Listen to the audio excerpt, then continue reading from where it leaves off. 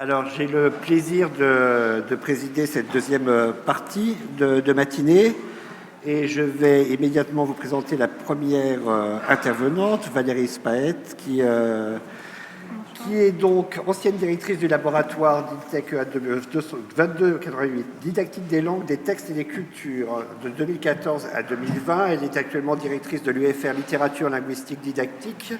Ses travaux portent entre autres sur le traitement et la place de l'histoire en didactique du FLE.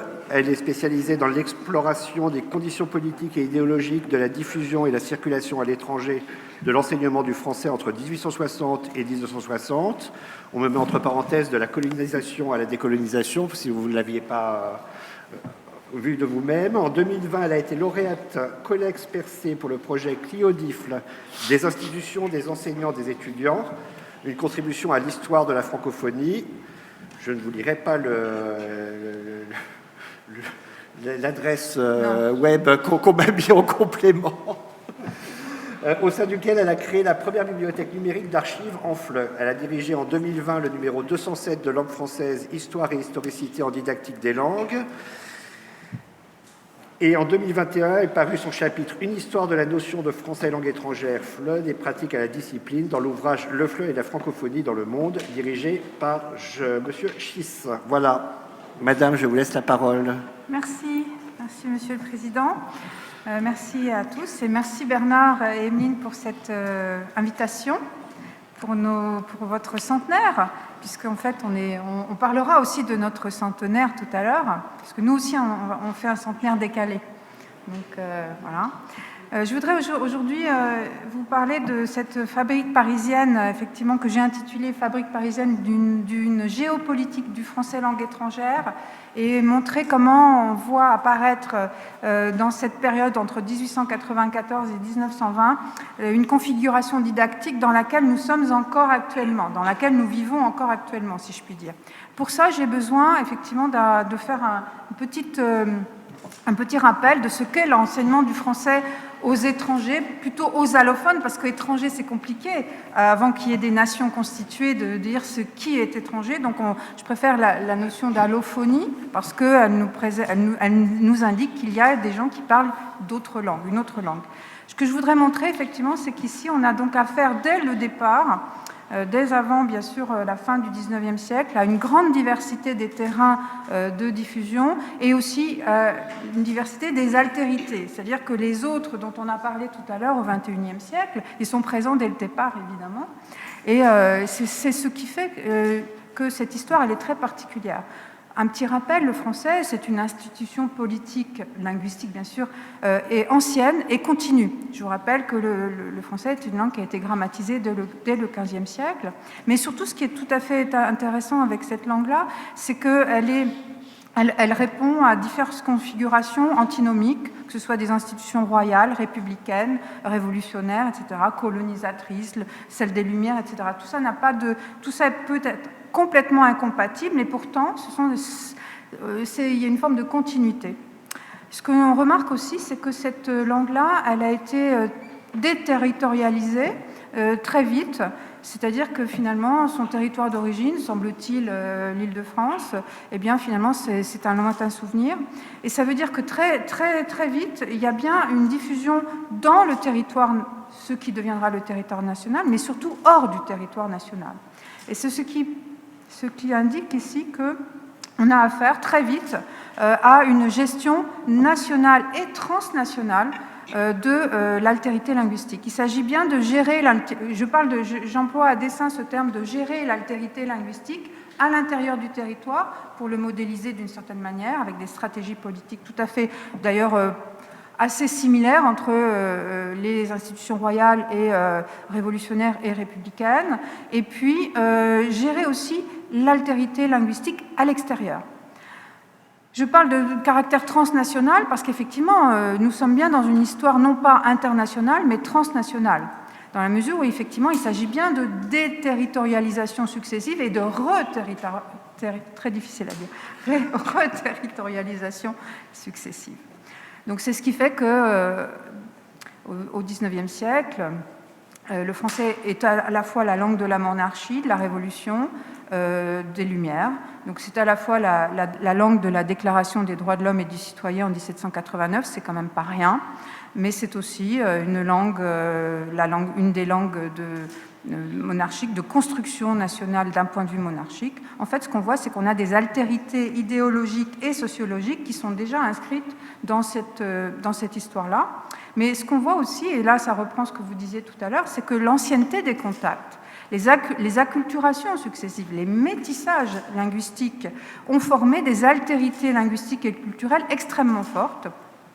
Et donc on a, c'est un fait, ça a été très bien documenté par tous les chercheurs évidemment, une forte variation de cette langue-là, une dialectisation continue du français, et ce qui fait qu'au XIXe siècle, avant même qu'on ait des institutions qui vont diffuser le français de manière presque officielle, on a affaire déjà à la pluralité et à la diversité donc, dans le français, des Français. Paris, pourquoi est-ce que Paris c'est le centre ? Bien, en fait, il faut remonter au milieu du XIXe siècle pour comprendre. Paris, c'est le centre, c'est la création des 2 premières institutions internationales de diffusion du français. En fait, clairement, les premières institutions, tout simplement, de diffusion des langues d'un point de vue international. C'est le français, effectivement, qui tient la barre de ce point de vue-là. On a deux institutions qui sont créées à Paris. La première, elle est peu connue, l'Alliance israélite universelle en 1860. La seconde, elle est beaucoup plus connue, 23 ans plus tard, l'Alliance française en 1883. Ce qui est tout à fait intéressant avec ces 2 premières institutions, c'est que pour la première, on a affaire à une diffusion de type, en gros, horizontale, c'est-à-dire la communauté juive, les communautés juives émancipées, notamment en France, qui s'adressent aux communautés juives dominées et opprimées dans tout le bassin méditerranéen et dans l'Empire ottoman, avec le français. Mais là, on va voir qu'effectivement, c'est pour ça que je l'appelle horizontale. Il n'y a aucune intervention de l'État français. Là, on a affaire à des plurilinguismes. On va voir les plurilinguismes se mettre en place autour du français, notamment. Le français deviendra la grande langue du bassin méditerranéen jusqu'à la Première Guerre mondiale. L'Alliance française, un petit peu plus tard, en 1883, sur le modèle de l'Alliance israélite universelle, ça on le sait peu, mais en fait c'est le modèle, même si ensuite elle s'en détache. Là, on a affaire plutôt à une forme de verticalité, c'est-à-dire, pourquoi ? Parce que je vous le rappelle, l'Alliance française est créée en 1883 précisément pour répondre en partie aux ambitions coloniales de la France, c'est-à-dire que dans l'Alliance française, lorsque l'Alliance est créée à Paris, il s'agit bien d'entretenir immédiatement, d'affirmer immédiatement une hiérarchie anthropologique très forte.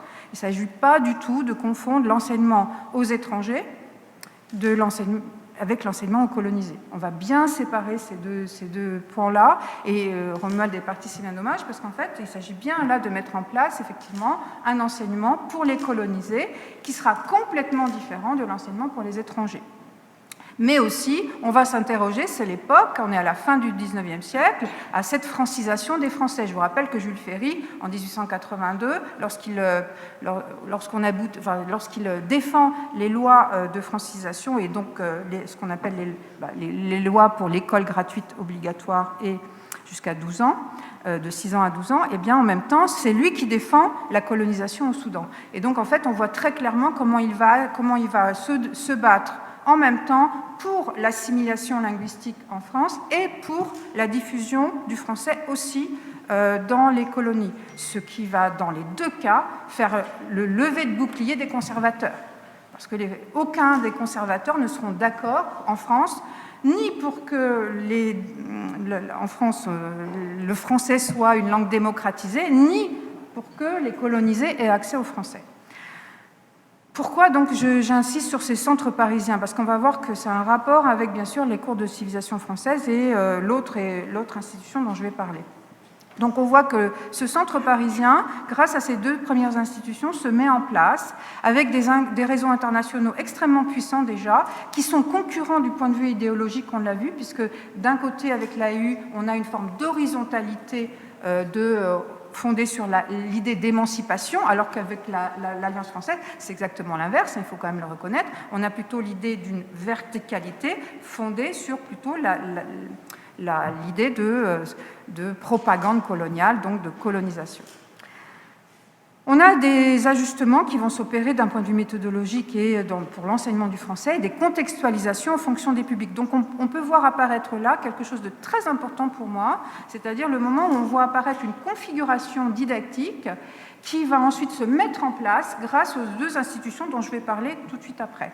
Ce qu'on voit, donc c'est quand même une problématique tout à fait importante, c'est que l'enseignement de la civilisation, ici déjà, va venir fracturer ces deux méthodologies. D'un côté, on va enseigner la civilisation, et de l'autre, au contraire, on ne va jamais l'enseigner. Je parle de l'enseignement pour les coloniser. Et en même temps, on voit apparaître autre chose tout à fait intéressant et qui pose question dans les institutions qui nous intéressent ici, c'est la séparation entre l'enseignement de la civilisation et de la langue. On va séparer ces modes-là dans la mesure où, précisément, on considère qu'en fonction des publics, on va ajuster la méthode d'enseignement et on va peut-être enseigner la civilisation dans certains cas et dans d'autres non. Il faut rappeler que c'est le moment où la méthode directe, cette fameuse méthode directe, la méthodologie de la méthode directe, apparaît sur la scène méthodologique à la fin du XIXe siècle, où on a les premières réflexions sur l'enseignement de la langue. Comment faut-il enseigner une langue étrangère ? D'un côté, on a un enseignement plus fondé sur le bilinguisme qui était assez traditionnel, qu'on appelait à l'époque classique, et puis de l'autre, on voit apparaître les premières réflexions méthodologiques sur le caractère, je dirais, sur le caractère cognitif, je dirais, de l'apprentissage, où on nous dit non, en fait, là, il faut apprendre la langue par la langue elle-même. On va enseigner le français ou n'importe quelle autre langue par le français. C'est ce qu'on appelle la méthode directe. Elle va être soutenue par la science à l'époque émergente qui est la phonétique. Et on va voir que ces éléments-là vont réapparaître de manière très claire dans les institutions qui nous intéressent ici, c'est-à-dire ce qui va se passer justement à l'Université de Paris après la Première Guerre mondiale. Mais pour ça, revenons quand même, avant d'arriver au cours de civilisation française et à l'école de préparation des professeurs de français pour l'étranger, créées toutes les deux à la Sorbonne au début du XXe siècle, revenons quand même, faisons un point sur ce rapport entre internationalisation, institutionnalisation et professionnalisation de l'enseignement du français, qui vont passer à la fin du XIXe siècle et au début du XXe siècle par une idée de rénovation méthodologique. Pourquoi ? D'abord, le fait que, c'est tout à fait intéressant, on vient de le voir avec l'émergence des institutions de diffusion du français, ce qui est caractéristique pour l'enseignement du français aux étrangers, c'est qu'on voit qu'il y a une convergence entre l'institutionnalisation et l'internationalisation. C'est-à-dire qu'effectivement, dès le début, on voit très clairement que le caractère institutionnel de l'enseignement est fondé immédiatement sur son internationalisation pour le français. Et ça, c'est une marque remarquable, vraiment c'est remarquable au XIXe siècle, et c'est ce qui va permettre effectivement de faire émerger, par exemple, la nécessité de former des professeurs de français. Alors, c'est l'émergence de la formation, de la professionnalisation, c'est un mot important. On va la voir apparaître justement avec la création en 1867 de l'école normale israélite orientale qui est associée donc à l'Alliance israélite universelle dont j'ai parlé tout à l'heure, qui sera la première école finalement de formation de français pour l'étranger. Elle ouvre en 1867 et on voit que quelques temps après, l'Alliance française va, vous savez, on a vu, les deux sont concurrentes, l'Alliance israélite universelle et l'Alliance française. Et en fait, dès 1894, Ferdinand Bruno, qui est une personnalité extrêmement importante dans notre domaine, d'ailleurs il a participé aussi à la création de la Cité internationale universitaire, notamment parce qu'il avait été, maire du 14e arrondissement pendant la Première Guerre mondiale, eh bien, Ferdinand Bruno, le grand linguiste, c'est-à-dire celui qui à la fois va un grand historien de la linguistique, qui fait un cours l'histoire, le premier à faire l'histoire de la langue française, eh bien c'est lui, en 1894, qui ouvre pour la première fois les cours de vacances pour les étrangers à l'Alliance française. Et ces cours de vacances, en fait, qui sont une tradition maintenant encore, les cours d'été, s'adressaient aux Américains, dans un premier temps, dès 1894, pour les former à être enseignants de français langue étrangère. Donc là, on voit apparaître quelque chose de très intéressant qui va être repris systématiquement. Il faut le corréler avec autre chose à l'époque. Pour nous, on a toujours l'impression que le XXe siècle a été l'invention de tout, mais dans notre domaine, pas du tout. Ce qu'on voit, c'est que c'est la fin du XIXe siècle qui est vraiment très importante. Pourquoi ? Parce que, je l'ai dit tout à l'heure, on a des innovations scientifiques et technologiques. Et on a des sciences qui émergent. Les deux grandes sciences qui ont émergé vraiment au XIXe siècle, et dont la Sorbonne a été d'ailleurs le théâtre, c'est la psychologie, les sciences de l'éducation et la phonétique expérimentale. On a l'impression que la Sorbonne, c'est une vieille dame, mais en fait, au XIXe siècle, c'est une dame extrêmement qui intègre systématiquement les nouveautés. Et voilà, et je pense que, et il se trouve que, précisément, grâce à Ferdinand Bruno, ces nouveautés émergentes, la psychologie, les sciences de l'éducation et la phonétique expérimentale vont être intégrées systématiquement dans dans la formation pour l'enseignement du français aux étrangers, ce qui est tout à fait remarquable. C'est ce qu'on voit, donc on voit apparaître dès 1898 la rénovation, ce qu'on appelle le mouvement de rénovation de l'enseignement du français. Et pourquoi ? Par exemple, aux cours d'été qui ont été ouverts en 1894 par Bruno, dès 1898, on a des cours de prononciation et de conversation avec des machines, les premières machines d'enregistrement.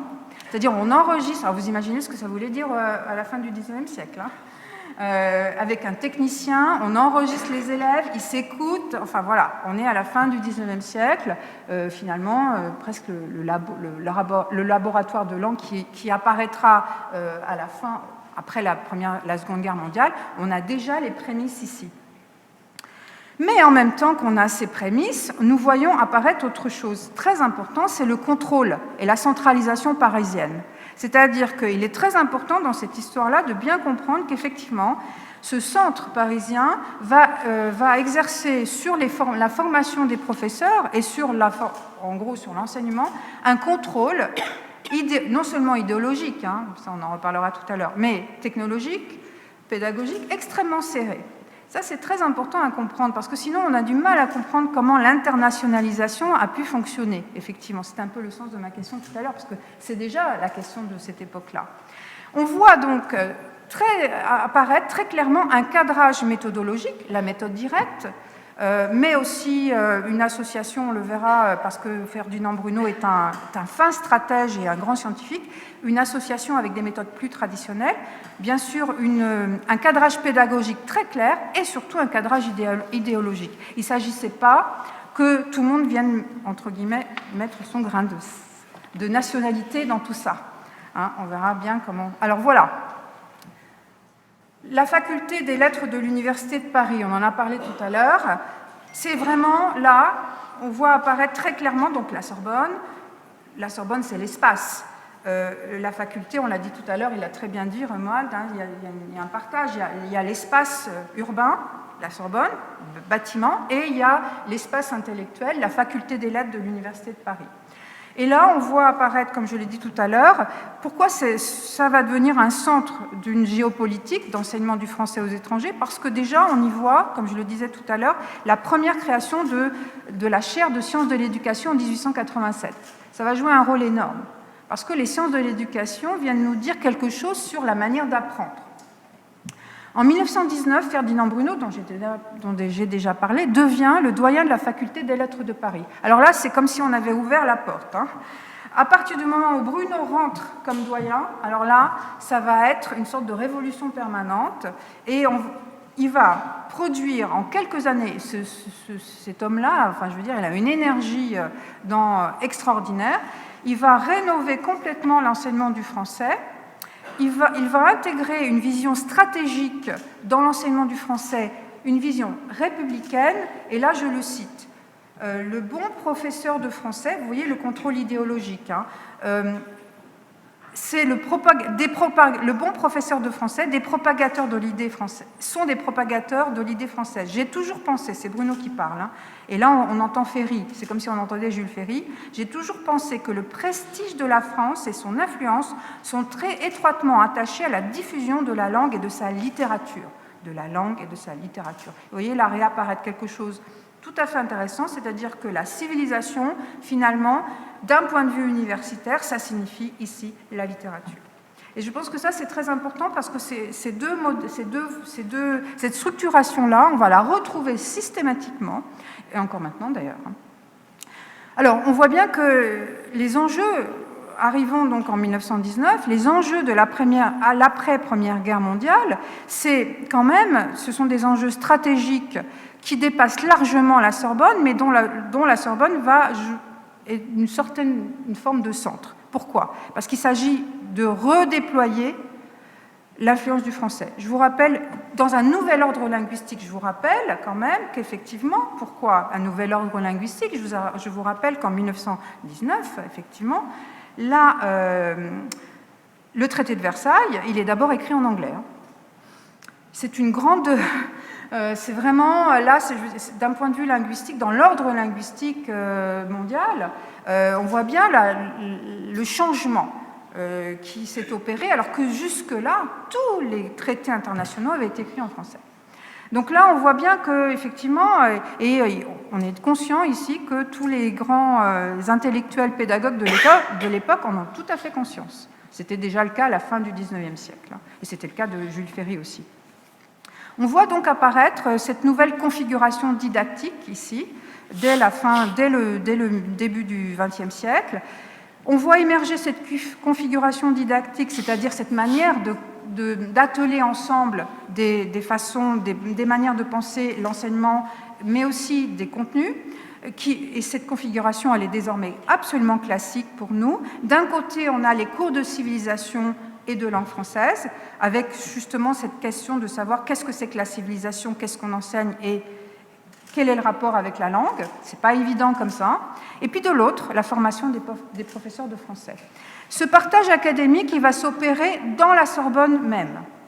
D'un côté, on a vu les cours de civilisation française qui sont créés de la Sorbonne, qui sont créés en 1919, et de l'autre, un peu plus dans l'autre aile, l'école de préparation des professeurs de français à l'étranger qui sont créés en 1920 à la Sorbonne aussi, au 46 rue Saint-Jacques. Alors pourquoi c'est important de... Vous voyez la même géographie, mais avec des objectifs assez différents, mais très complémentaires. Alors, les cours de civilisation française de 1919, ben oui, les Américains sont à Paris. Et on peut dire que c'est pour ça que la Première Guerre mondiale, elle a le caractère de l'internationalisation des guerres.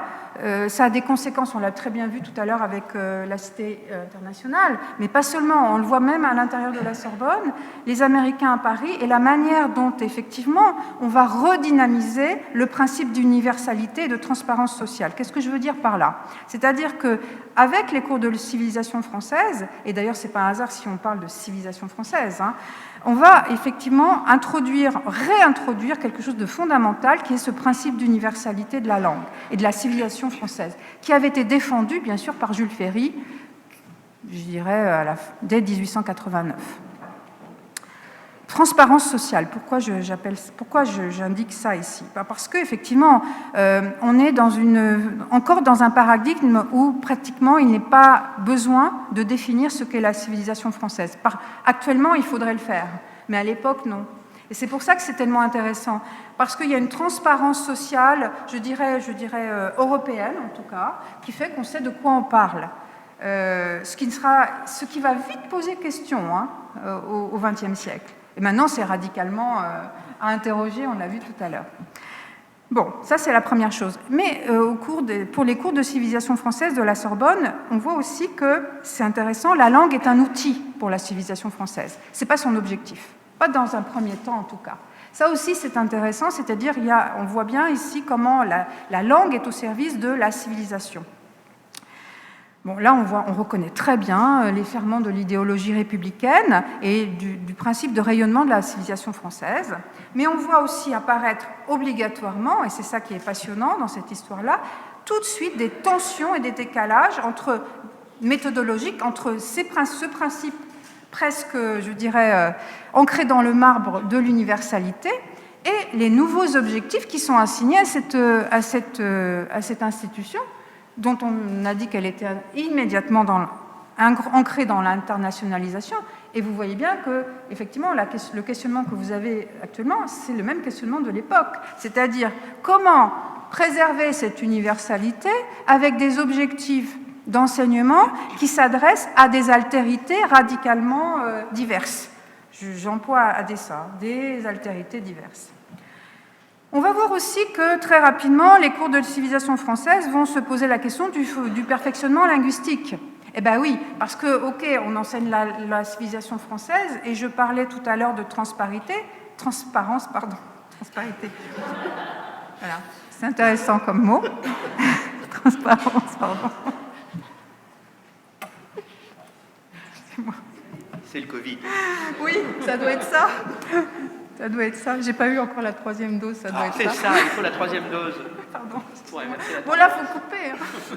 Alors, donc, oui. Alors, oui, cette transparence, pourquoi c'est intéressant? Parce que, évidemment, oui, c'était transparent d'enseigner la civilisation, mais c'était transparent sur le plan linguistique, pas sûr. Parce qu'effectivement, à partir du moment où plus on enseigne la civilisation française, et plus on diffuse la langue française, et plus on se trouve confronté tout simplement à la diversité des apprenants. Donc ça veut dire que cette transparence sociale où tout le monde est absolument francophone disparaît petit à petit. Et donc se pose la question de savoir si cet outil, finalement, il est transparent. Et bien sûr que non. Et donc voilà, nous voilà face à la question de comment faire. Eh bien oui, le perfectionnement linguistique, il va arriver très tôt dans cette histoire-là. Et pour nous, c'est une question fondamentale. Et je dirais, nous, maintenant, actuellement, on a renversé la situation. C'est par la langue qu'on rentre. L'école de préparation des professeurs de français à l'étranger, c'est une institution qui m'est très chère. Pourquoi? Parce que, figurez-vous qu'actuellement, le département de français langue étrangère auquel moi j'appartiens, dans lequel j'ai fait mes propres études, c'est l'héritier direct de cette école-là, créée donc en 1920. Je l'ai dit tout à l'heure, Ferdinand Bruno crée cette école. C'est la première école dédiée. Alors, il y en avait une autre avant, vous vous souvenez, celle de l'AIU, l'Alliance israélite universelle, mais c'est la première école qui est dédiée vraiment à la formation pour l'étranger et surtout qui est intégrée à l'université. Ça, c'est important. Et vous voyez qu'il avait de la suite dans les idées, Bruno. Moi, j'adore ça. C'est-à-dire qu'il commence dès 1894 et il ne lâche pas. Tant qu'il n'y a pas en 1920, tant que ça n'est pas créé, il ne lâche pas. Et ça, c'est vraiment extraordinaire. C'est une politique. Immédiatement, cette école affirme, grâce à Bruno, une politique universitaire ouverte sur le monde culturel et contemporain. Ça, c'est immédiatement, c'est-à-dire qu'immédiatement, on produit une école qui va, par exemple, faire en sorte qu'il y ait des programmes culturels, que le théâtre, par exemple, soit très important. Je dis ça parce qu'il y a Ève aussi qui est là, Marie-Paulina Levasseur, et donc le théâtre, mais pas seulement. Donc on voit que c'est pour ça que la civilisation ici va petit à petit se colorer du terme de culture. On va introduire les termes de l'adjectif culturel, pas encore culture, hein, mais culturel. Immédiatement, dès la création, on a un programme sur 2 années, et comme c'est un fin stratège universitaire, c'est un grand universitaire et un grand institutionnel, il crée immédiatement le diplôme d'aptitude d'enseignement du français à l'étranger. Cette formation passera à 3 ans après la Seconde Guerre mondiale. Ça scelle de manière très forte à la fois un cadrage, vous parlez tout à l'heure du cadrage, du contrôle de la formation, c'est très important, et ce diplôme, il va devenir extrêmement désirable tout de suite, et ça, c'est très fort. Pourquoi? Parce que cette EPPFE, donc, elle est immédiatement ancrée dans ce rapport entre professionnalisation et internationalisation dont on a parlé tout à l'heure. Pourquoi? C'est grand tour de force de Bruno. Il y a un ancrage universitaire, pas seulement parce qu'on est à la Sorbonne, mais évidemment que la marque Sorbonne, à l'époque, ça marche déjà très bien, hein. C'est pas seulement maintenant. Mais pourquoi? Parce qu'on a immédiatement cette configuration autour de la langue et la littérature française. Tous les professeurs qui enseignent dans cette école proviennent de l'Université de Paris et sont enseignants à la Sorbonne, ce qui légitime, c'est le saut immédiat de la légitimité, mais en même temps, et ça c'est très très fort de la part de Bruno, on voit tout de suite dans la formation intégrée, par exemple, la formation à la phonétique, c'est-à-dire l'innovation scientifique et technologique dont on a parlé tout à l'heure. Et là, pourquoi? Il se trouve que Ferdinand Bruno avait créé, je vous disais tout à l'heure que c'est un inventeur incroyable, c'est lui-même qui avait créé en 1911 les fameuses archives de la parole. C'est-à-dire c'est un des premiers institutionnels universitaires français qui a créé un endroit où on pouvait enregistrer la parole des gens. Et on a enregistré, c'est comme ça qu'on a enregistré énormément de célébrités de l'époque, dont lui. Donc vous voyez, c'est intéressant, c'est-à-dire qu'à la fois la tradition qui ancre avec la question de cette civilisation et de cette culture française, la langue, et puis l'innovation. Il y a une ouverture sociale immédiate dans cette école-là, parce que, en dehors de cette ouverture scientifique et technologique, il ouvre des classes expérimentales. Il considère qu'effectivement, pour enseigner, il faut apprendre à enseigner. Ça aussi, c'est très nouveau. Ça venait justement de cette fameuse chaire des sciences de l'éducation ouverte par Henri Marion à la fin du XIXe siècle à la Sorbonne, c'est-à-dire les promoteurs de ce qu'on appelait à l'époque la pédagogie active, la méthode active dans l'enseignement. Et effectivement, active voulant dire expérimentation. Et donc, il ouvre des classes. Il considère que pour être un bon enseignant, il faut être confronté à l'expérimentation en classe. Pour nous, c'est une évidence actuellement. La certification est à 2 niveaux. Dès la première année, c'est remarquable, on a effectivement une première session en 1920, une première promotion dont on a les photos, on a des remarquables photographies, de 74 étudiants, 23 Français, 51 étrangers, qui viennent du monde entier. Très rapidement, les étudiants viennent du monde entier. Comment on le sait? Parce qu'il se trouve qu'on a un trésor remarquable chez nous, parce qu'on n'a jamais déménagé, effectivement, 46 rue Saint-Jacques. On a toutes les fiches des enseignants depuis 1920, des étudiants depuis 1920. On en a à peu près 40 000. Et ce qu'on voit, c'est que, effectivement, dès le début, dès 1921, on a des gens qui viennent du monde entier. Donc on est tout à fait en mesure de se poser la question, mais comment a-t-il fait? Comment c'est possible qu'à cette époque-là, on ait un tel rayonnement aussi rapide? Bien, on ne peut l'expliquer que par l'attractivité de la Sorbonne, bien sûr, mais aussi l'inlassable promotion qui est faite après la Première Guerre mondiale autour de cette question du rayonnement du français. Sinon, on ne peut pas le comprendre. Très rapidement aussi, on a les archives, on voit un accord qui est fait entre l'école de préparation, le PPFE, et les cours de civilisation française, où effectivement les étudiants de l'EPPFE vont se rendre généralement aux cours de civilisation française pour justement suivre des cours de perfectionnement linguistique. Donc là, il y a un accord qui est fait avec les 2 institutions. Alors je suis bien obligée de vous parler de Clio Difle pour terminer. Clio Difle, ben oui. 2 minutes, ça me suffira. Nous avons été lauréates, je dis nous parce que on a ici des gens qui ont travaillé à œuvrer avec moi pour que ce projet arrive. Lauréate Colex Cliodif, c'est-à-dire Colex Percé pour la numérisation des archives, d'un projet qui s'appelle Cliodif, Clio l'histoire, Dif le français, didactique du français langue étrangère, des institutions, des enseignants, des étudiants, contribution à l'histoire de la francophonie. Et puis, nous allons, jeudi prochain, vous êtes invités au lancement de la première bibliothèque numérique Cliodif, en fait, la première bibliothèque numérique d'archives en FLE, puisque nous avons pu dépouiller et nous allons numériser l'ensemble des 5000 vues, 4 000 documents de ce fonds d'archives. Et voilà, vous pouvez vous inscrire à distance, parce que ça sera un colloque qui sera à distance aussi.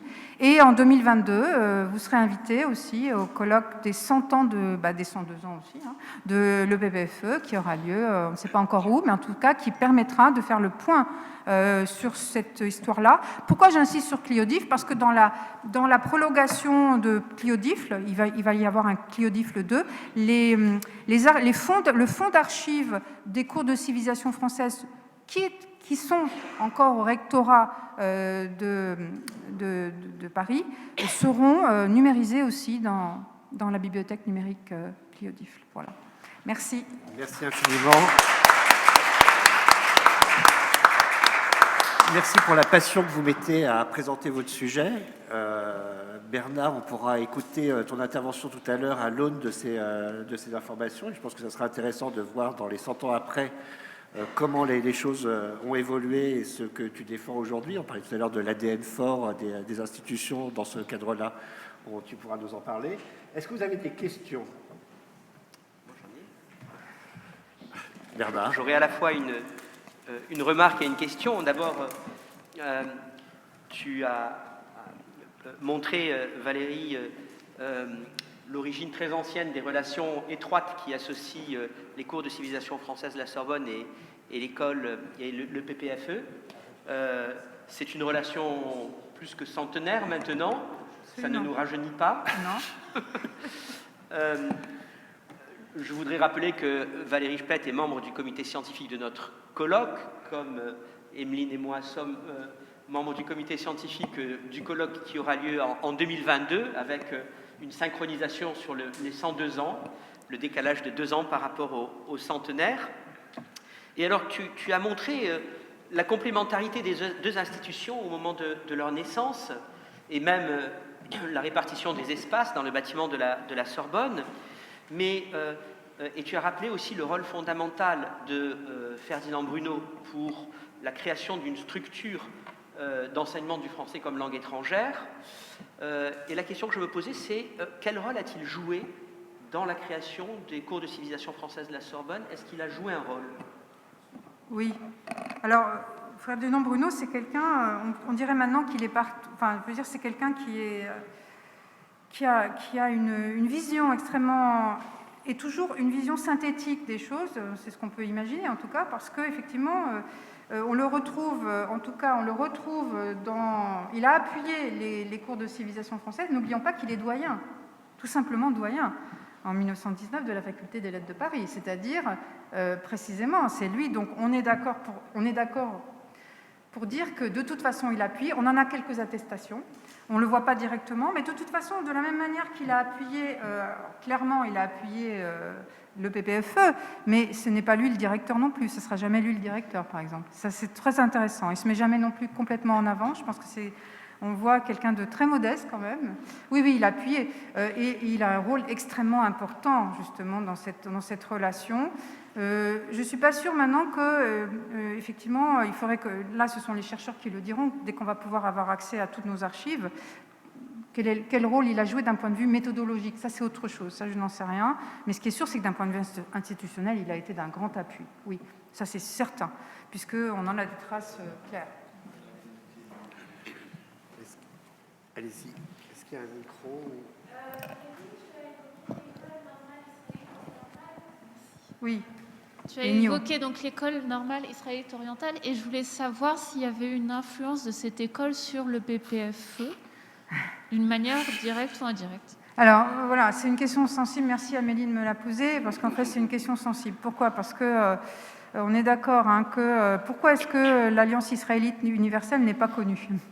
Pourquoi est-ce que tout le point n'est pas connu alors que l'Alliance française est très connue? Bien parce qu'on voit très bien ici apparaître quelque chose, une sorte de divergence, non pas sur le plan méthodologique, parce que sur le plan méthodologique, tout le monde est d'accord, hein, c'est la méthode directe, etc. Par contre, sur le plan idéologique, il y a des tensions très très fortes sur ces questions-là.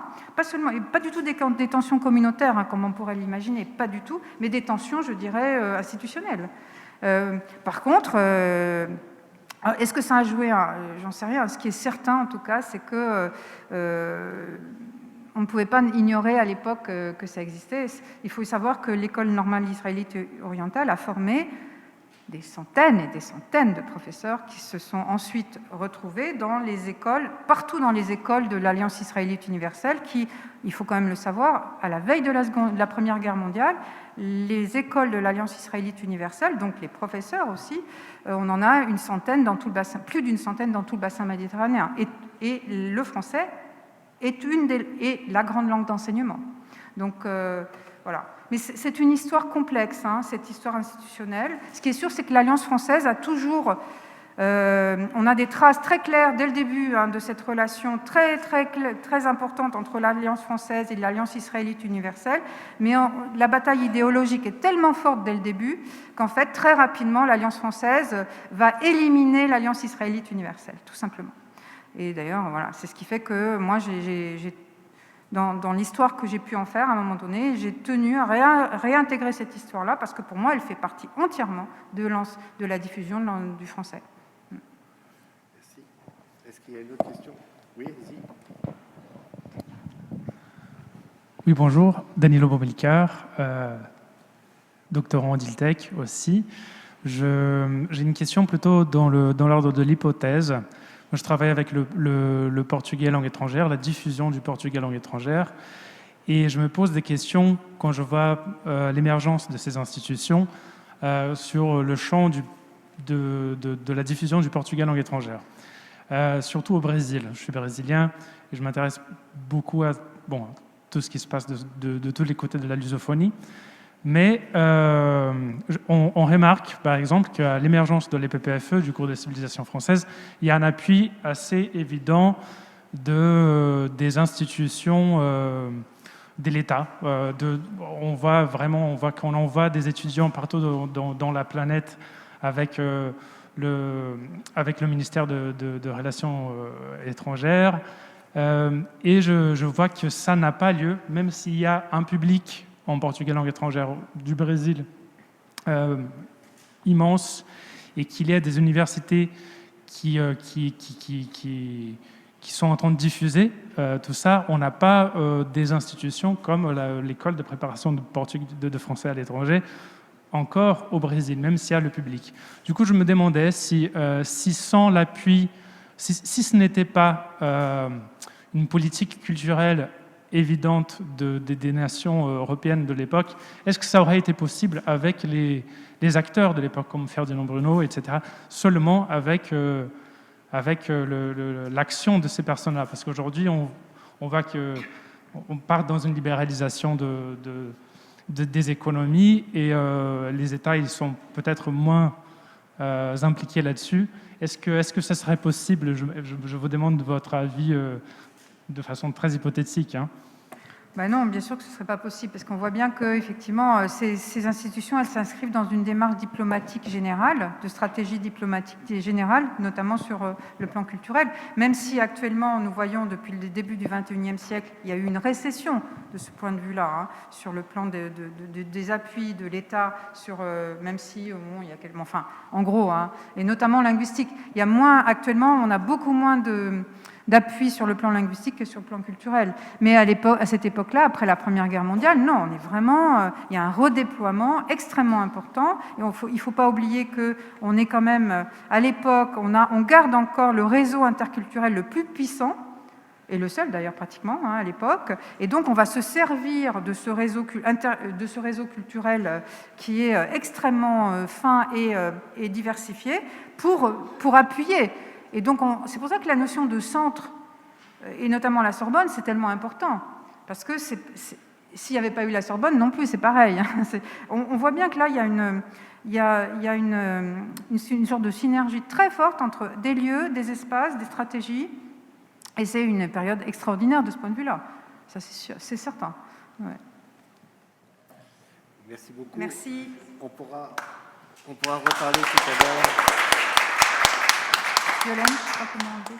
On pourra reparler tout à l'heure, après l'intervention de Bernard, de la place de la littérature dans cette politique de soft power, puisqu'aujourd'hui on est plutôt dans le cinéma, les séries, et pour la Corée, la K-pop. Mais on va donner tout de suite la parole à Thibaut de la Rivière, qui s'installe. Thibault de la Rivière, qui est titulaire d'une maîtrise en muséologie de l'École du Louvre, d'une maîtrise et d'un doctorat de droit de la propriété intellectuelle de l'Université d'Assas.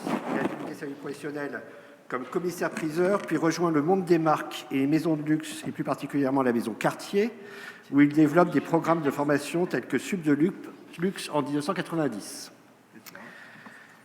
Thibault de la Rivière entretient depuis 40 ans des relations privilégiées avec le secteur en termes de conseil, de recherche et de publication. Il dirige toujours l'Institut supérieur du marketing et du luxe, qui est la plus ancienne école supérieure dédiée au secteur et la seule à avoir été fondée par des professionnels, managers du secteur du luxe. Thibault de la Rivière est officier dans l'ordre des arts et des lettres. Et je vous laisse la parole pour nous parler de ce monde du luxe, de son internationalisation, de ses enjeux et aussi de ses formations. Merci mon cher. Tout d'abord, je vais remercier bien sûr Bernard et toutes ses équipes et vous-même ici présents de m'avoir convié à ce colloque. J'ai souhaité être vraiment disruptif, si je puis dire, par rapport à tous les discours que j'ai entendus ce matin, qui sont absolument extraordinaires, pour vous parler de commerce et de business. Il est toutefois important de préciser que le secteur dont je vais parler est quand même fortement représentatif de notre culture française et également, je dirais, d'une multiculturalité et d'une interculturalité mondiale. Donc le titre, effectivement, de mon intervention, c'est, je dirais, revenir en arrière dans le temps. Et là, je pense que la Sorbonne appréciera, en évoquant effectivement que le luxe existe depuis que les femmes et les hommes sont sur Terre. Mais avant cela, je vais vous donner peut-être quelques définitions de ce qu'on appelle aujourd'hui, de manière un peu maladroite, un mot qui aujourd'hui a pris une importance assez foudroyante, et principalement depuis le début du 19e siècle, on en parlera tout à l'heure.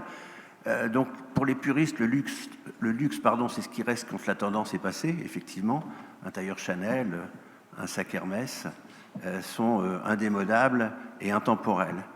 L'objet de luxe, ce doit être une création chère ou pas chère, peu importe, mais une création issue de l'intelligence humaine, mais qui peut se référer à la nature, à l'art.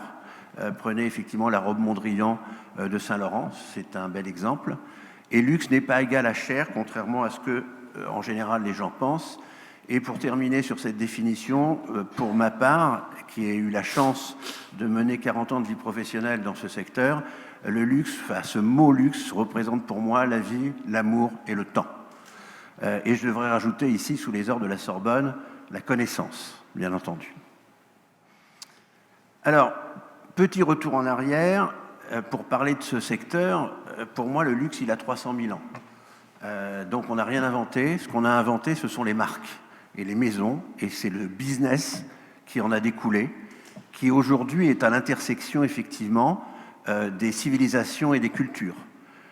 Aujourd'hui, le commerce et ce business est global dans le monde, et on a vu qu'il pouvait très fortement, cette globalisation pouvait très fortement impacter l'économie mondiale française avec ce qui s'est passé à l'époque Covid en 2020, où effectivement on a vu du jour au lendemain disparaître la clientèle asiatique. Donc ça c'est très important, effectivement, puisque les Asiatiques, comme beaucoup d'autres populations, voient chez nous un art de vie à la française, des marques prestigieuses, une culture, et entre autres, effectivement, la langue française.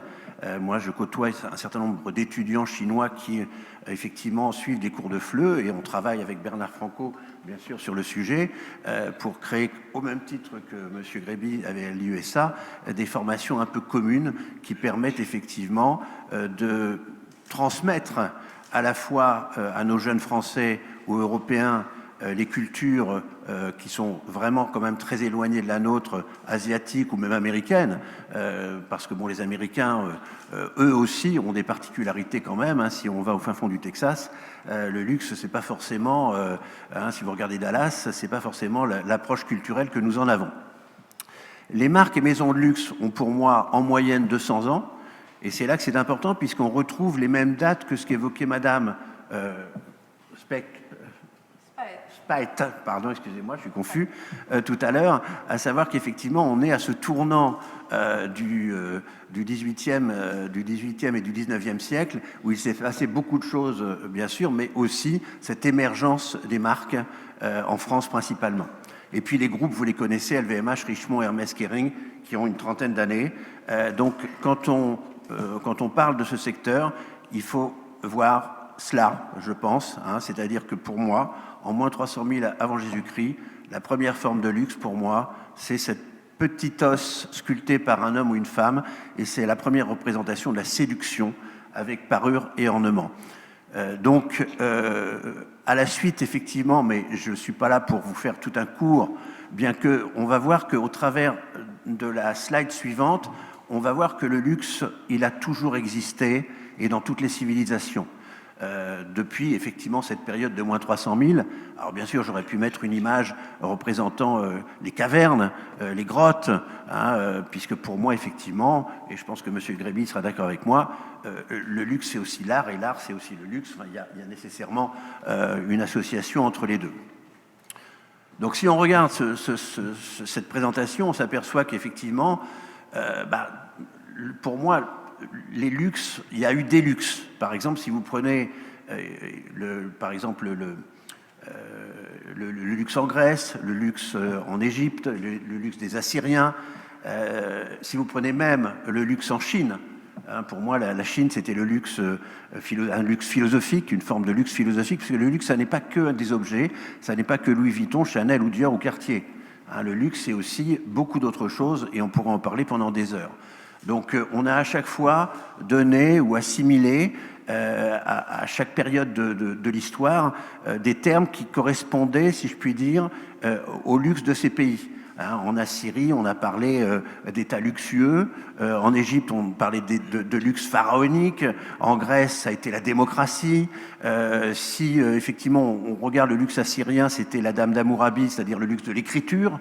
N'oublions pas effectivement que c'était la première stèle sur laquelle un être humain a gravé des mots, hein, une forme d'écriture. Le luxe gaulois, c'était de l'artisanat. Le luxe féodal, c'est les cathédrales. Le luxe de la Renaissance, c'est les Médicis, etc. Donc on se rend compte que, et on pourrait en rajouter, qu'effectivement l'histoire est faite de luxe, mais ces luxes-là étaient surtout des luxes, je dirais, de représentation de la religion ou de l'autorité. C'est-à-dire qu'on utilisait le luxe pour montrer son pouvoir, et on l'a vu, on va en parler juste après avec Louis XIV et Versailles, hein, ou pour se parer de bijoux, ou pour se parer de beaux vêtements, ou pour avoir un environnement luxueux. Et donc, durant toutes ces périodes-là, en fait, le luxe servait à montrer son pouvoir et aussi à asseoir, même si c'est un peu contraire peut-être à ce qu'on devrait penser de la religion, mais asseoir aussi certaines religions. Hein, si on regarde effectivement le Vatican, le luxe des peintures, le luxe je dirais des bâtiments, le luxe des sculptures servait aussi à imposer quelque part au plus grand nombre la religion. Alors le luxe au XVIIe, on va sauter quand même parce que même s'il serait intéressant, et je pourrais le faire avec Bernard, vous organiser un jour un cours sur toute l'histoire, si je puis dire, du luxe, mais en rentrant dans chaque période, le luxe au XVIIe siècle en Europe, et c'est là effectivement qu'on va aborder un luxe royal, qu'on va aborder Versailles et qu'on va aborder ce que j'appelle la préfiguration d'aujourd'hui. Et si on parle d'interculturalité, c'est aussi, il faut savoir que le roi Louis XIV, en fait, a imposé la France dans le monde entier avec ce château de Versailles où il recevait les ambassadeurs du monde entier. Et à cette époque-là, et vous le savez mieux que moi, je pense, le français était une langue parlée dans beaucoup de pays et appréciée dans beaucoup de pays. Louis XIV, pour moi, c'est le premier marketeur de l'histoire. Hein. N'oublions pas qu'il a créé son flagship, pour être un peu vulgaire, le château de Versailles. Il a, je dirais, créé son logo, le roi Soleil. Hein, on n'a rien inventé. Et il a développé, alors peut-être que ça a coûté cher, bien sûr, au pays, mais il a développé les manufactures dont sont issues les marques d'aujourd'hui. Et encore une fois, je répète, le nombre d'ambassadeurs ou de dirigeants des pays du monde entier sont venus à Versailles pour admirer la culture française et se faisaient fort, effectivement, et ça, encore une fois, vous le savez mieux que moi, de parler français à la cour du roi Soleil.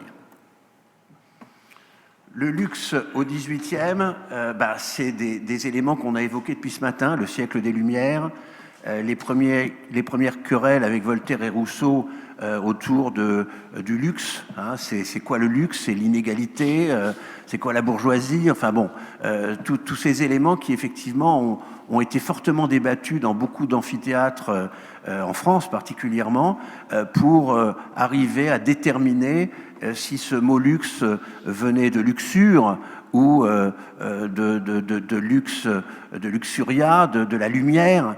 Donc tout ça a été fortement discuté.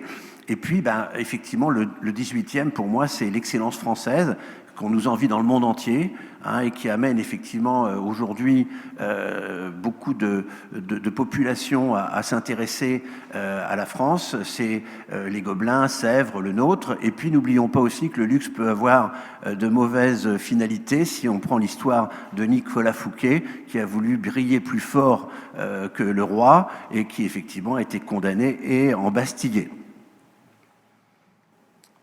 Et ensuite, on va aborder effectivement le luxe du 19e siècle. Et là, on retrouve les mêmes dates que tout à l'heure. Effectivement, on est sur la période des années 1800-1820 où le voyage existe, c'est-à-dire qu'on a commencé effectivement à s'intéresser aux autres pays. Et c'est la naissance des marques. Et ces marques, en fait, comme vous le savez, elles sont toutes issues d'un homme ou d'une femme. C'est un homme ou une femme, simple artisan. Monsieur Hermès, il était artisan en Alsace, il fabriquait des lanières pour les chevaux de labour. Et puis ensuite, son fils a eu l'idée de venir à Paris et de fabriquer des lanières, mais pour des chevaux de selle, etc. Et donc, on peut voir effectivement que toutes ces marques portent le nom, et portent encore le nom, de leur créateur. Ah, il y a aussi eu des créatrices, Madame Lancel par exemple, hein, c'était une femme. Il y a eu bien sûr les veuves Clicquot et Pommery qui ont repris des affaires familiales pendant les guerres, la guerre de 14-18. Et puis il y avait effectivement une forte exportation, déjà, enfin forte, je peux dire relative par rapport à aujourd'hui, mais de forts échanges. Et là, je pourrais vous parler, par exemple, d'une marque horlogère qui s'appelle Bovet, que peu de gens connaissent. Mais Bovet était une des premières marques à prendre pied en Chine. Pourquoi? Et là, il faut s'intéresser effectivement à l'interculturalité ou la multiculturalité. Simplement, et ça, je pense qu'il y a des spécialistes dans la salle qui le savent peut-être mieux que moi, parce que la montre en Chine représente le succès professionnel. Et ça, depuis très longtemps. Et donc, quand je parle de Bovet, je parle du 18e siècle, enfin du 19e siècle, et quand on parle du 19e siècle, on parle de montres à gousset. Mais les Chinois portaient, alors peut-être qu'il y a des dames ici qui pourraient m'aider sur le terme, portaient sur leurs vêtements, hein, leur grande espèce de, c'est pas des toges, mais je ne sais pas exactement ce que c'est, enfin le nom, portait effectivement la montre à gousset, mais non pas cachée dans la poche, mais bien en évidence pour qu'elle soit bien vue, pour montrer la réussite.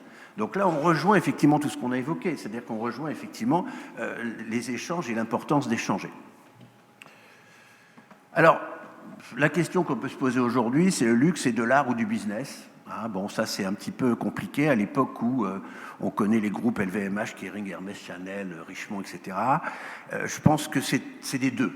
C'est des deux, mais ce qu'il faut comprendre aujourd'hui, c'est que le luxe, il est devenu mondial et que l'envie de luxe est devenue mondiale. Donc nécessairement, on joue sur un autre terrain que uniquement le luxe en termes de reconnaissance, de statut, et encore, ça représente toujours un minimum de statut social, mais de statut d'autorité ou de statut religieux. Et quand on regarde les chiffres qui tiennent simplement effectivement à la globalisation des échanges, on voit qu'en 1920, c'est pas si vieux que ça, le luxe s'adressait à quelques milliers de personnes, en 60, quelques centaines de milliers, en 90, des millions de personnes, en 2000, quelques dizaines de millions de personnes, et aujourd'hui, j'oserais pas aborder des milliards, mais on va y arriver effectivement nécessairement, puisque tout le monde peut avoir envie de se faire plaisir en s'offrant un objet de luxe, cher ou pas cher.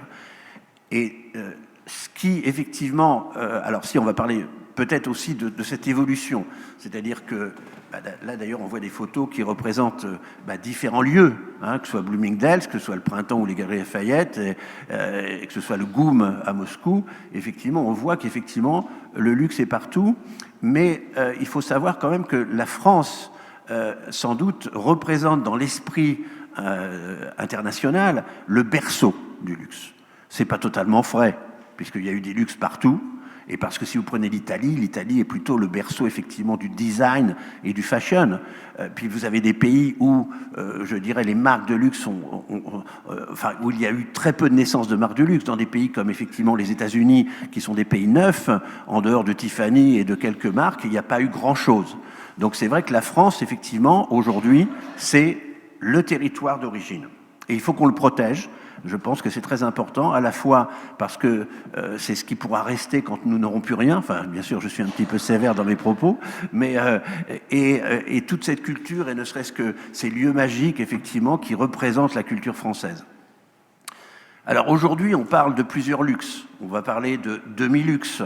Hein, c'est-à-dire qu'aujourd'hui, effectivement, on va parler d'objets de luxe. On ne va pas parler du luxe tout court. On va voir qu'on peut s'offrir un produit en allant dans des grands magasins, que le luxe est devenu donc un peu plus populaire, même si j'aime pas trop ce mot. On a une forme de luxe de masse, puisque ce qui fait aujourd'hui les chiffres d'affaires du secteur, c'est plus la quantité que le prix. Donc ça, c'est important. Et puis aussi, je parlerai de se distinguer, de se donner une identité. C'est clair aujourd'hui que pourquoi est-ce que nos amis asiatiques apprécient certaines marques ? C'est parce que ça représente, quand on porte un sac Vuitton ou un sac Chanel, ça représente une certaine qualité, une certaine connaissance, une certaine culture. Alors, on peut pas éviter de parler de 2020, l'annus horribilis, comme le disait la reine Elisabeth pour d'autres années. Mais c'est vrai que 2020 a été une année où de 280 milliards de dollars, le luxe, le business du luxe à la personne a dû passer, 250. Bon, rien de dramatique. Mais ce qui est intéressant de voir, c'est que le luxe est devenu indispensable, que la mondialisation des échanges en fait implique un luxe généralisé, que c'est une consolation en fait, c'est-à-dire que on a vu au premier trimestre 2021, là tout juste, que le luxe avait quasiment retrouvé sa situation de 2019. Et même dépasser sur le premier trimestre les chiffres de 2019. Et là, ça tient à l'humain, ça tient aux besoins que nous avons chacun, à la fois de nous faire plaisir, mais aussi de nous cultiver, mais aussi de voyager. Et il y a eu des changements importants, par exemple, avec effectivement ce que j'évoquais tout à l'heure, les Asiatiques qui, venant moins en France, ont développé davantage un marché domestique et les marques ont dû effectivement s'adapter très très vite, en l'espace de 6 mois, pour développer de nouvelles boutiques dans les pays. Mais en respectant, effectivement, et on en parlait tout à l'heure, en respectant cette culture des autres. Je trouve que les Français, je me permets de le dire, ont parfois eu dans l'histoire une manière de se présenter aux autres pays ou de présenter leurs produits dans d'autres pays d'une manière un petit peu, comment je dirais, sans vexer personne, un petit peu hautaine. C'est-à-dire que c'est nous. Non, on ne peut pas faire comme ça. Et je citerai quelque chose que vous connaissez certainement et que mon ami Boris doit connaître, c'est l'histoire du pot de Renault dans l'enceinte de la cité interdite en Chine. À l'époque, Cartier, effectivement, voulait à tout prix développer sa présence en Chine.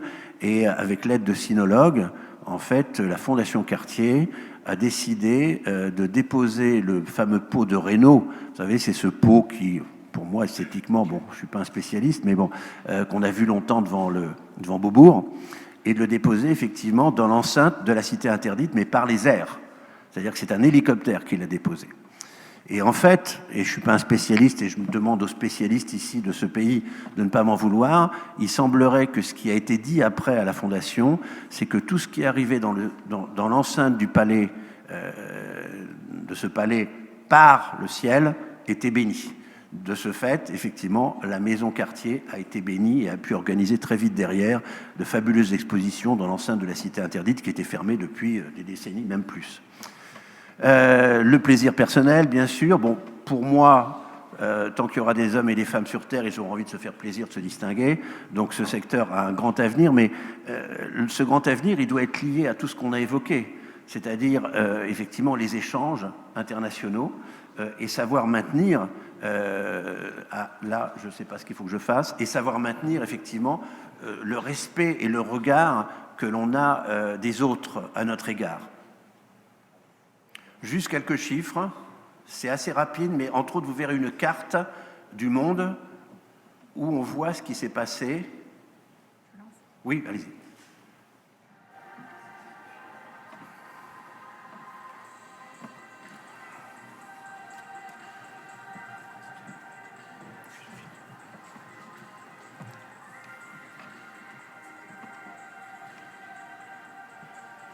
Alors regardez surtout la carte qui va suivre.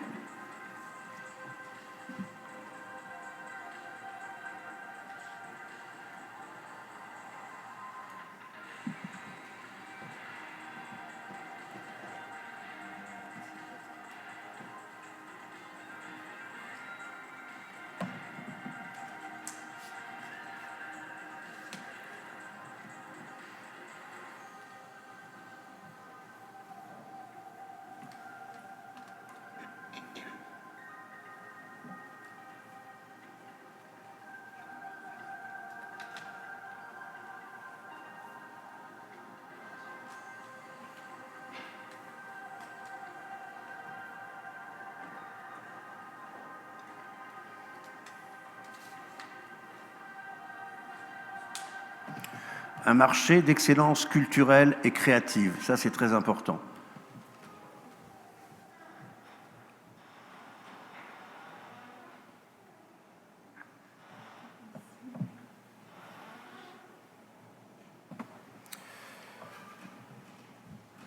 Voilà, j'en ai terminé, si ce n'est peut-être ce slide. En fait, les métiers de demain, puisqu'on est des écoles, n'est-ce pas, marieront savoir-faire et savoir-être.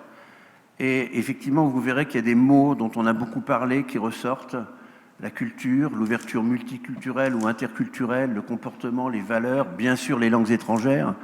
Et sans tout cela, effectivement, nous ne pourrons pas continuer. Et le regard sur les autres civilisations, c'est ce que j'explique aux jeunes étudiants. Intéressez-vous, et c'est ce que disait M. Gréby tout à l'heure, puisque dans une même salle aujourd'hui, vous avez des étudiants de différentes origines, de différentes cultures, de différentes nationalités. Partagez. C'est le plus important. Et donc, je conclurai sur ces mots, à la fois de partage, de culture, bien sûr, et puis ce mot qui est magnifique, bien sûr, le mot luxe. Merci.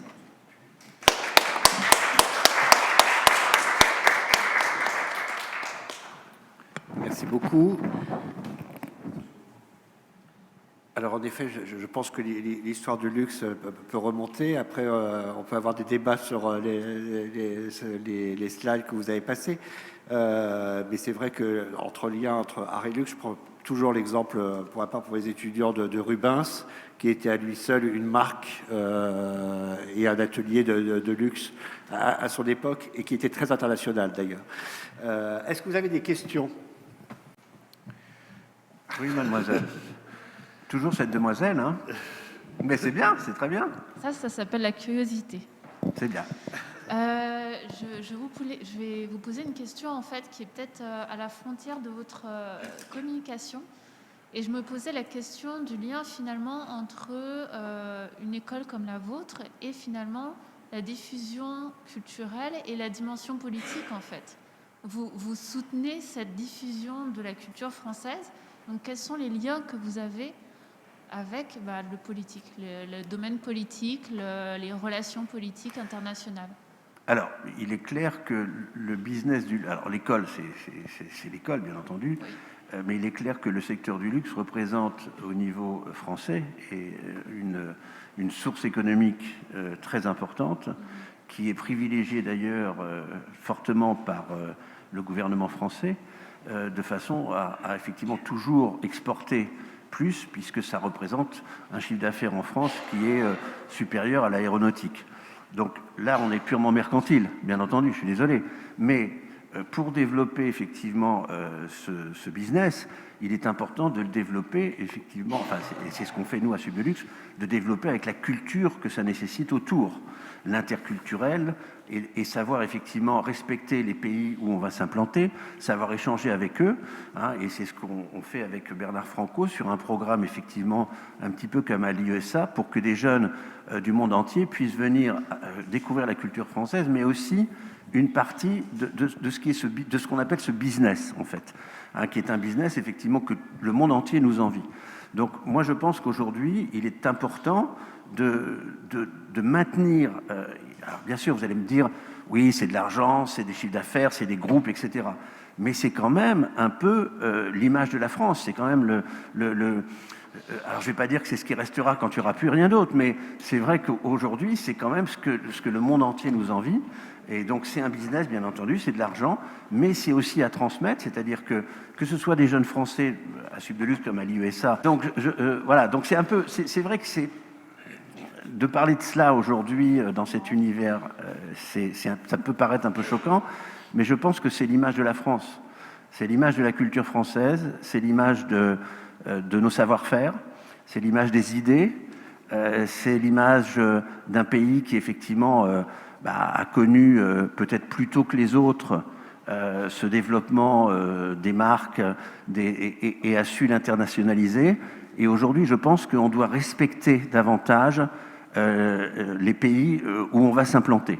Je pense qu'il y a eu effectivement dans le temps, alors je ne reviendrai pas sur l'histoire des colonies, etc., mais une volonté de s'implanter à l'étranger, un petit peu on est les meilleurs, on arrive, cocorico. Je simplifie au maximum. Aujourd'hui, les marques de luxe ont besoin de s'adapter effectivement aux autres cultures, ont besoin Alors attention, ça ne veut pas dire qu'une marque de luxe va faire des produits spécifiques pour telle ou telle région du monde. Ça non. Mais les présenter différemment et les vendre différemment en s'intéressant aux autres cultures.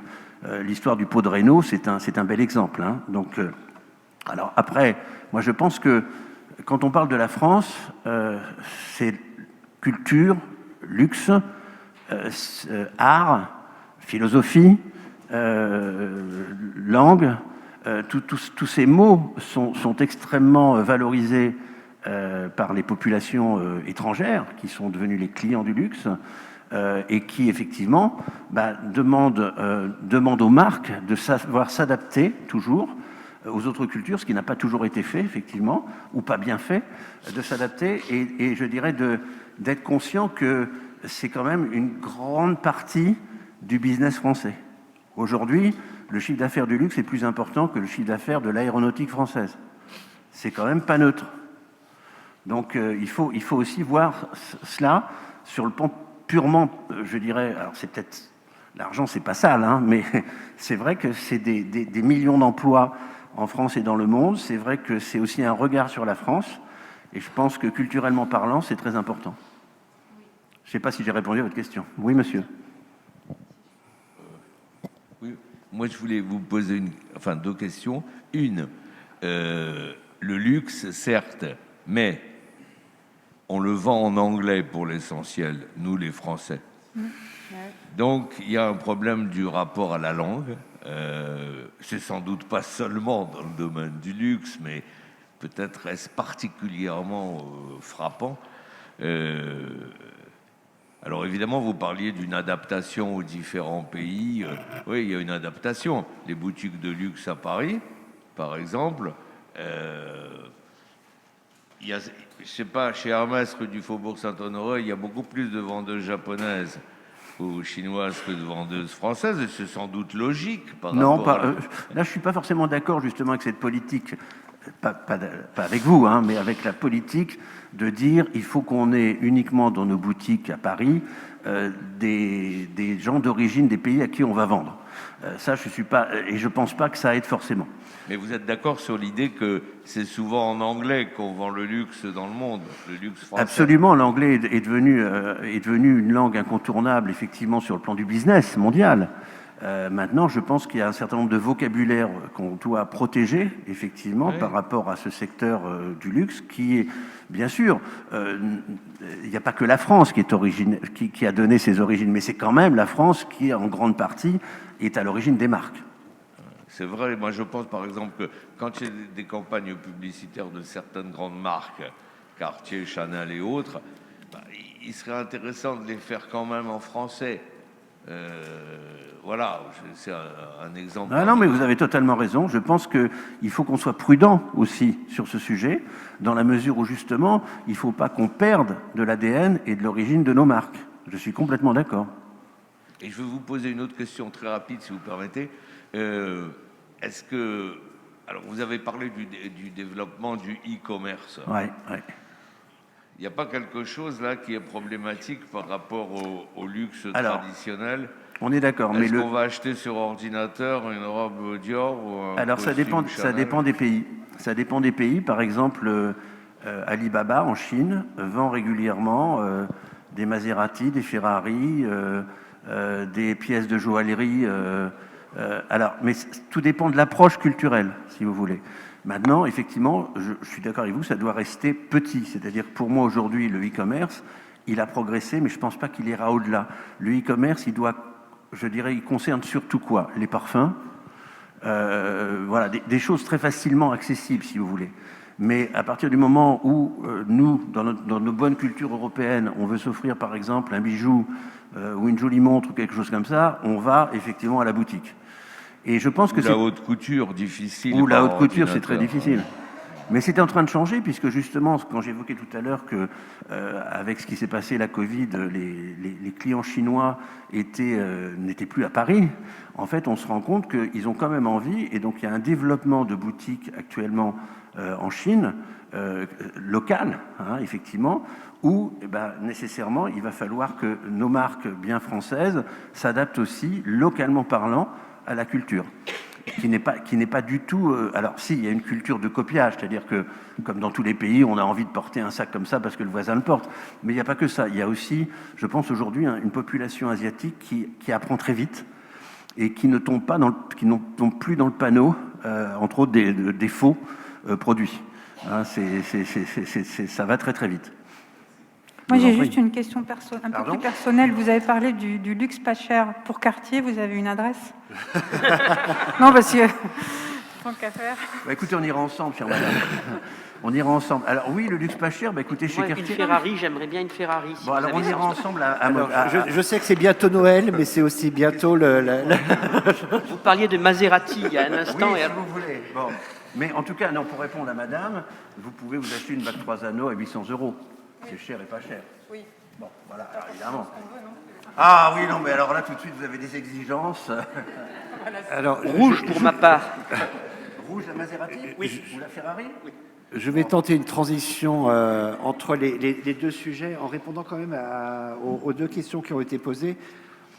Aujourd'hui, on voit bien que ce qu'on appelle aujourd'hui la French Touch, qui a eu un grand événement il y a quelques jours avec un colloque dans le 8e arrondissement, on voit bien qu'en fait, sur les aspects techniques, la France et l'Europe en général est assez dépassée par ses concurrents, et que finalement, ce qui nous reste, mais ce qui est notre savoir-faire, c'est les contenus. Et dans les contenus, il y a un vrai travail qui est fait, et le luxe fait partie de ces contenus, comme l'ensemble des productions intellectuelles, artistiques et culturelles.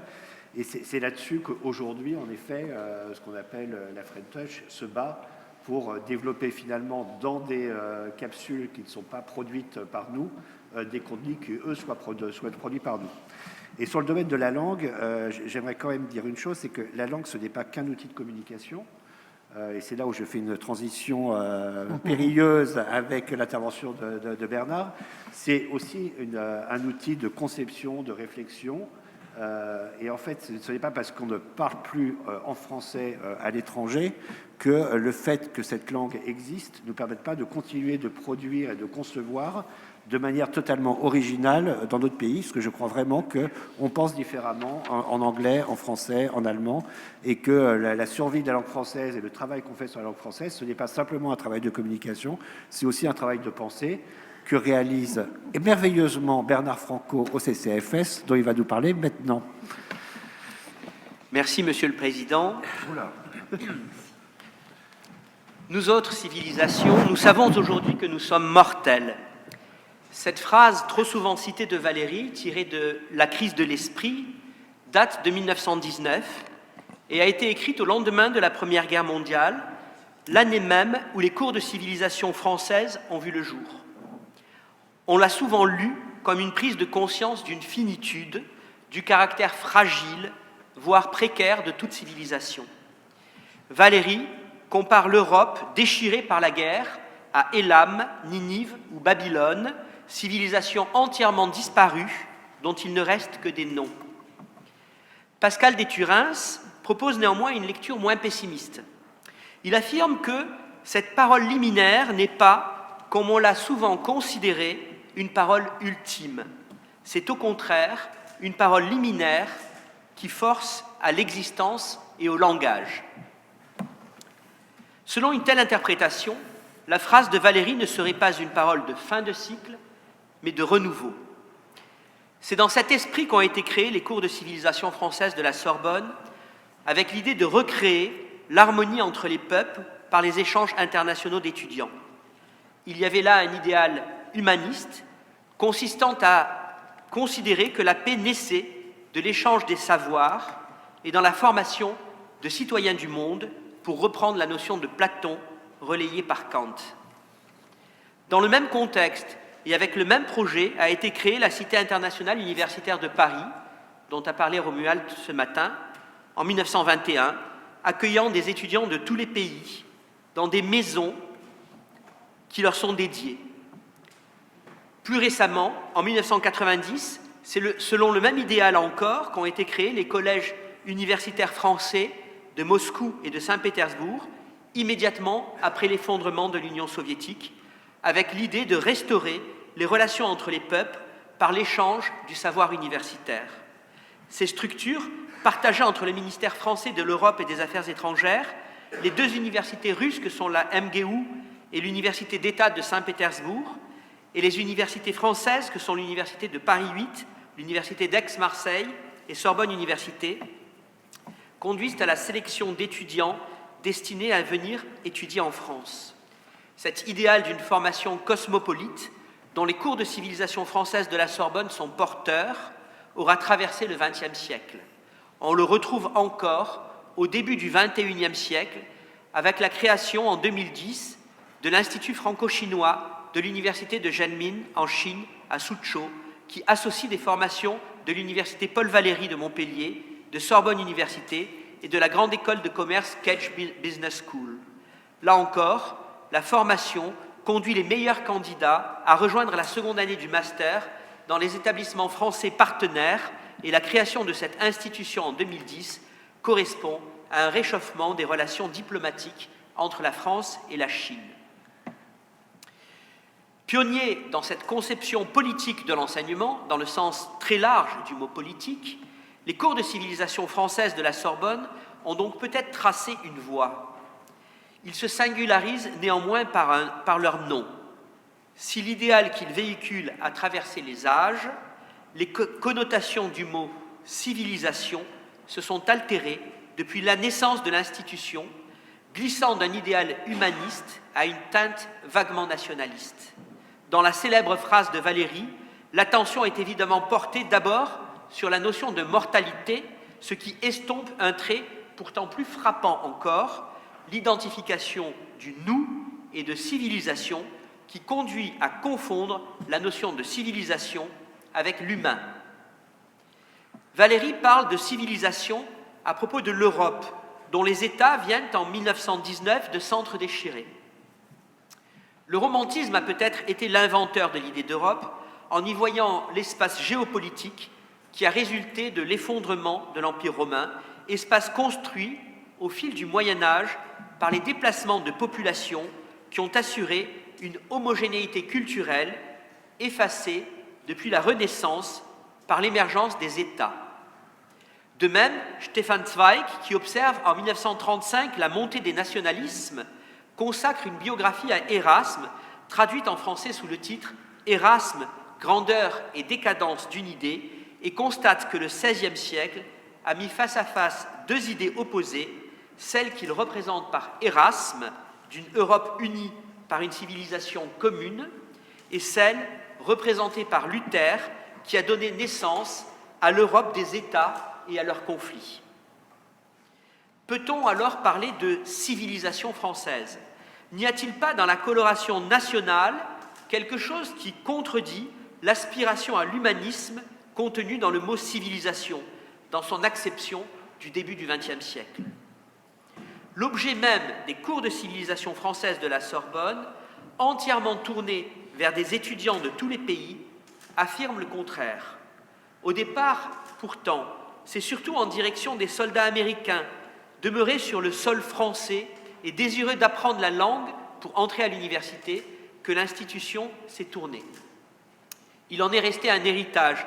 Aujourd'hui encore, parmi les plus de 100 nationalités qu'accueillent les cours de civilisation française de la Sorbonne, un tiers provient des États-Unis et parmi eux, un nombre important provient de partenariats avec des universités américaines. L'accroissement très rapide, depuis le début de notre siècle, du nombre des étudiants chinois désireux d'une formation internationale explique qu'un autre tiers soit composé d'étudiants chinois. Le dernier tiers est donc partagé entre plus de 100 nationalités, parmi lesquelles les étudiants japonais, coréens, brésiliens et plus généralement sud-américains sont les plus nombreux. En Europe, la Suède, du fait également d'anciens partenariats, est la plus représentée malgré l'émergence d'importants contingents d'étudiants russes, dont on a parlé également à propos de la CIUP ce matin. La situation pédagogique des cours de civilisation française de la Sorbonne aujourd'hui, malgré les transformations du monde et l'internalisation croissante des systèmes de formation partout dans le monde, est donc pour une large part héritière de ses origines. Son objet est demeuré le même, former en français des étudiants de pays non francophones pour leur permettre d'entrer dans le système universitaire français. Cette formation en langue peut aussi s'accompagner d'une formation méthodologique destinée à préparer les étudiants aux exercices typiquement français, l'explication de texte, le commentaire composé, la dissertation, éventuellement même à les former aux normes françaises de présentation des mémoires de recherche et des thèses de doctorat. La caractéristique pédagogique des cours de civilisation française de la Sorbonne, aujourd'hui, est d'articuler sa formation en langue autour de 3 grands axes. Les cours de langue, proprement dit, avec une insistance sur la grammaire qui est aujourd'hui objet de polémique dans les méthodes d'enseignement des langues, des cours de phonétique conçus selon une méthode issue de la linguistique appliquée tout à fait spécifique et consistant à travailler la prononciation en rapport avec les difficultés d'articulation propres aux différentes langues maternelles. Enfin, les conférences de civilisation française auxquelles l'établissement doit son nom et qui reposent sur le présupposé d'un lien étroit entre la langue et la culture. Ce présupposé est lui-même très actuel. Il rappelle par exemple qu'il n'existe pas une langue française, mais diverses langues françaises relatives aux différentes cultures qui les portent, dans une perspective résolument postcoloniale. Il n'est certes pas possible de comprendre une langue sans connaître la culture du peuple qui la porte. On sait par exemple qu'il existe 5 mots en russe pour dire neige. Armelgern, poète lui-même, mais traducteur aussi de poètes allemands, soulignait que l'imaginaire d'un peuple dont le mot soleil est féminin tandis que lune est masculin ne pouvait se construire de manière similaire à nos propres représentations. Pour actuel qu'il est, ce présupposé d'un lien indissociable entre langue et culture n'en est pas moins hérité d'une tradition critique ancienne, celle de la philologie, qui s'est développée au départ dans la critique allemande depuis la fin du XVIIIe siècle. Or, la philologie attire l'attention sur le lien étroit entre l'interprétation du texte littéraire et son établissement, autrement dit, sur le lien entre langue et littérature, c'est-à-dire sur la composante nécessairement culturelle de toute langue. Les pères de la philologie, Ludwig Tieck, Walther von Dietz, illustrent cette position. Avant eux, Wilhelm von Humboldt, à l'origine de l'université européenne moderne, porteur d'une idée de l'université où enseignement et recherche sont, à rebours de la conception anglo-saxonne de l'université à cette époque, intrinsèquement liés, est resté célèbre pour sa somme demeurée inachevée à sa mort sur la diversité des langues, ouvrage intitulé « Sur la diversité du langage humain, et son influence sur le développement spirituel du genre humain. Toute sa pensée est traversée par une réflexion sur la distinction entre langage et langue, sur le lien entre langage et nature humaine d'une part, entre langue et culture d'autre part. Dans son essai sur l'essai comparé des langues, il dénonce notre méconnaissance de ce qu'il appelle la solidarité de la conscience humaine et du langage humain. Et dans son autre essai, sur les différences de l'organisation interne du langage en l'homme, il associe la langue à l'idée de nation, dont Michel Espagne a souligné les connotations positives au cours du XVIIIe et du XIXe siècle, avant que cette notion ne se trouve, au fil du XXe siècle et des deux guerres mondiales, associée aux notions de nationalité et de nationalisme. Voici ce qu'écrit Humboldt. Une nation est, en ce sens, une forme spirituelle d'humanité caractérisée par une langue déterminée qui s'est individualisée en relation avec une totalité faite d'idéalité. Ce rapprochement entre langue et nation apporte par ailleurs une justification à la notion de civilisation française qui pouvait paraître paradoxale en ce qu'elle associait les idées de civilisation et de nation. Surtout, il conduit Humboldt à une réflexion développée en particulier dans son introduction à l'œuvre sur le Kavi, sur ce qu'il appelle la forme de la langue, qui illustre ce lien organique entre langue et culture. Je cite, « Ce concept de forme des langues a une extension qui va bien au-delà des simples règles de la syntaxe du discours et même de la formation lexicale, dans la mesure où l'on entend par là l'application de certaines catégories logiques universelles, telles qu'action, passion, substance, qualité, etc., aux racines et aux thèmes nominaux. La langue, au sein de la conscience d'une communauté culturelle, fonctionne comme un organisme, mais elle entretient elle-même un lien organique avec la pensée d'une part, dans ce qu'elle a de plus individuel, et la culture en tant que patrimoine partagé.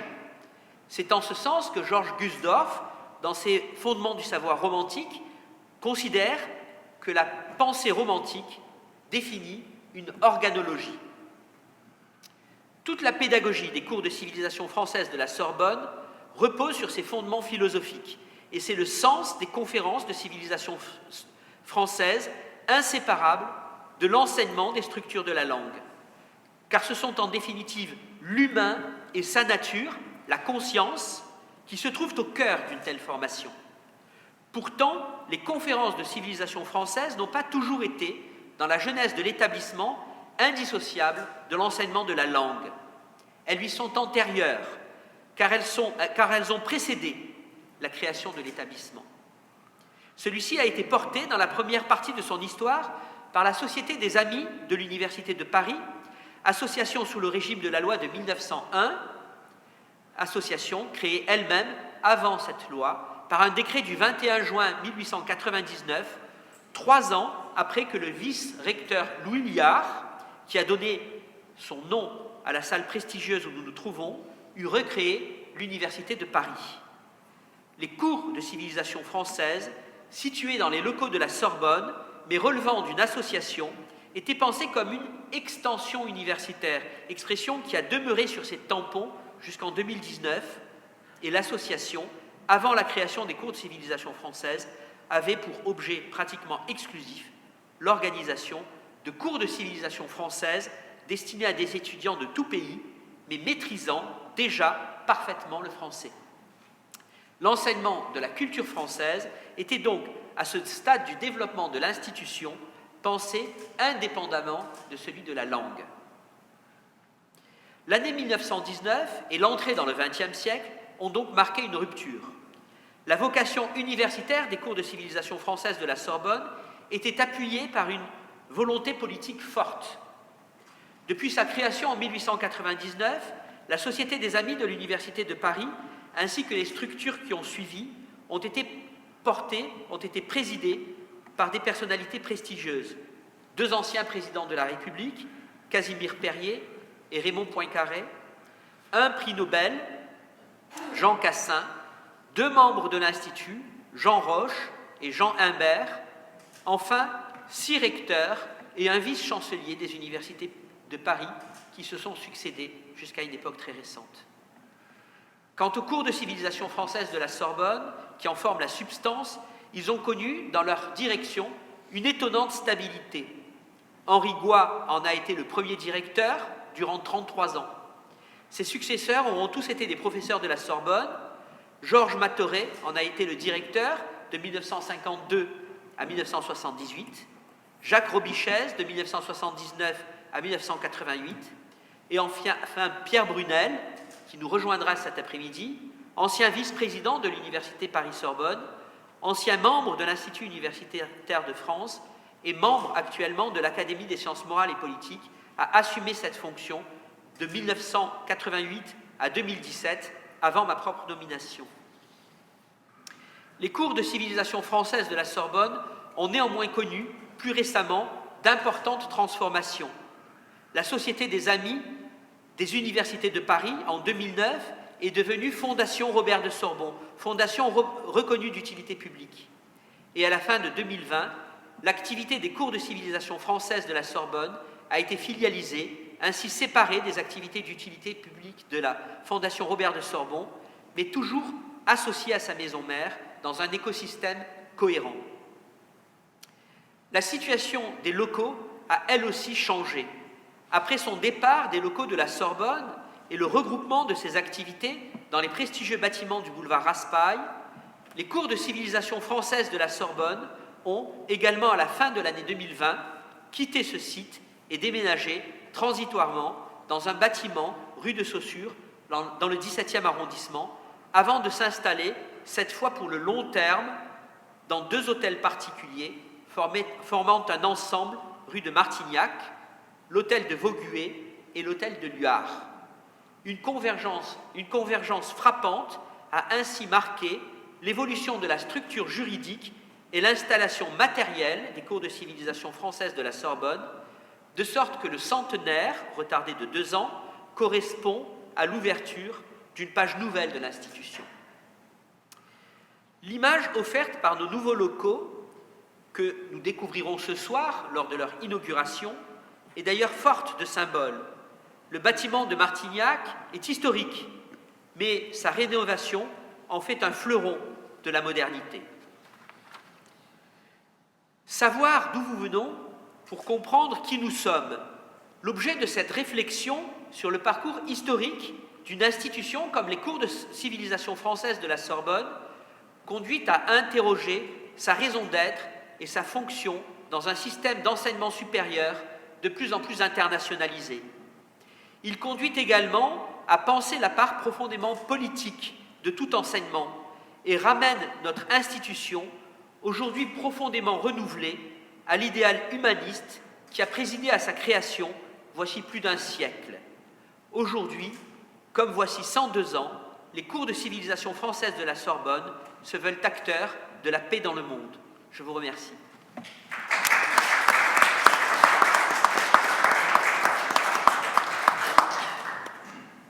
Merci Bernard. Est-ce que vous avez une question?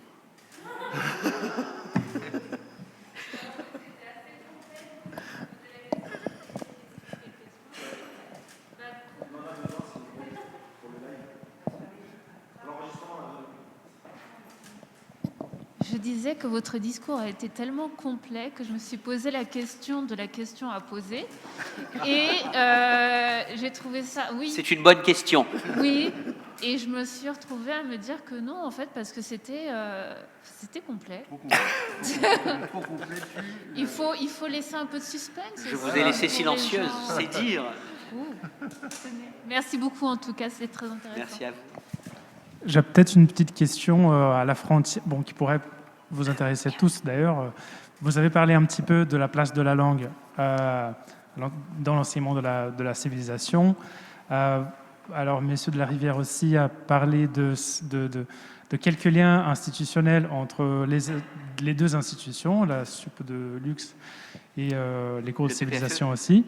Et je me demandais, est-ce qu'il y aurait peut-être des liens plutôt pédagogique, méthodologique.